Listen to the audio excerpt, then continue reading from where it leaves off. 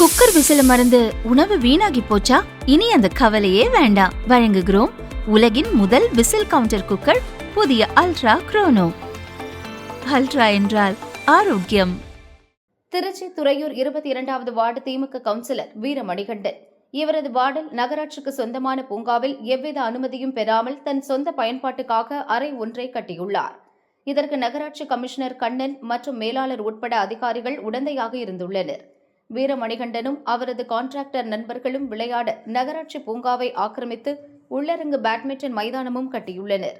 அதை பூட்டி சாவியையும் அவரை வைத்துள்ளார். ஆர்வலர் ஒருவர் 22வது வார்டு பூங்காவில் கட்டடம் ஏதும் கட்டப்பட்டுள்ளதா என தகவல் அறியும் உரிமை சட்டத்தில் கேட்டுள்ளார். கண்முன்னே கட்டடம் இருந்தும் பூங்காவில் எந்த கட்டடமும் கட்டப்படவில்லை என நகராட்சி கமிஷனர் மேலாளர் பதிலளித்துள்ளனர். பூங்காவில் வீரமணிகண்டன் கட்டிய கட்டடம் பிரச்சினை ஏற்படுத்தும் என்பதால் அங்கு நூலகம் அமைய உள்ளதாக அவரே பெயிண்டால் எழுதி மக்களை ஏமாற்றும் நாடகத்தை அரங்கேற்றியுள்ளார். நகராட்சி கமிஷனர் கண்ணன் கூறுகையில், பூங்காவில் எந்த கட்டடமும் கட்ட நாங்கள் அனுமதி அளிக்கவில்லை.